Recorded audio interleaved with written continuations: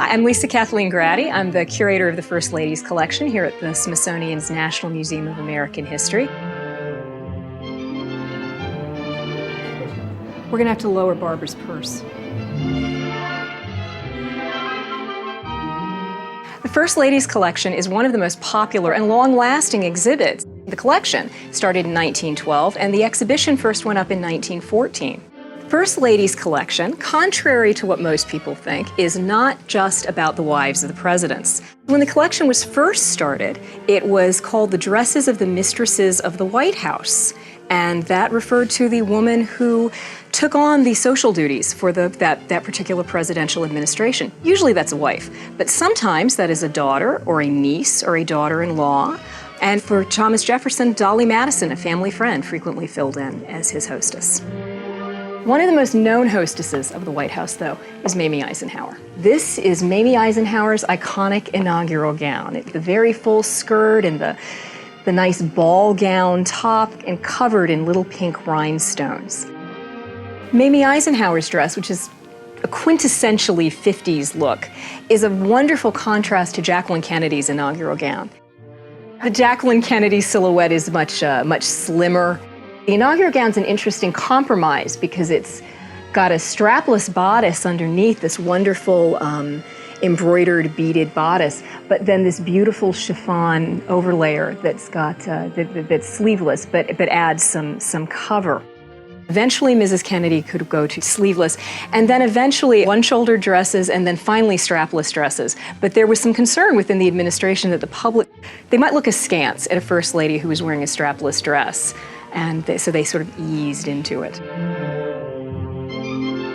This is Michelle Obama's dress, and it's absolutely beautiful, and we're so thrilled to have it. But I have to say, waiting all day to see the dress, because they didn't announce it in advance, you didn't see pictures. When she came out, my first thought was, oh, this is gorgeous, it's beautiful.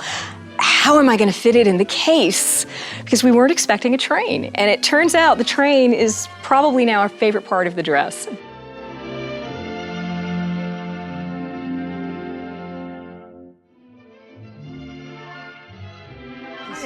We're really not straight back. We're sort of angled. Here we go. There we go. Now we're straight back. Okay. I'm Sunae Park Evans, the museum's costume conservator. I prepared all the gowns for the exhibit. One of my jobs is to create these perfect fit forms to support the history costumes.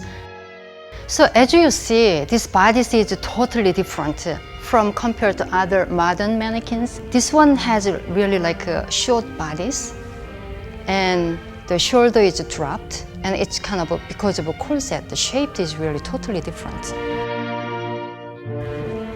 So I use this replica of the muslin pattern and try to use to create this form. So I don't have to really handle the original costume, which can be really fragile.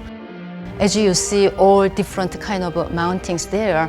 Individual costume, you need really individual kind of mountings. So I kind of carve, cutting, and adding with the conservation materials. And costume will tell me how to mount. If I don't do that, it doesn't look good.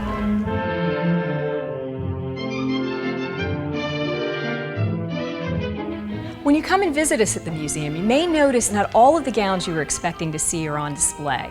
It's because museums do two things at the same time. We want to show you objects in the National Collection, but we also need to preserve them for future generations. So we're working on changing dresses in and out of the collection, out of the display, so that you can see new things when you come, and your grandchildren will be able to see them as well.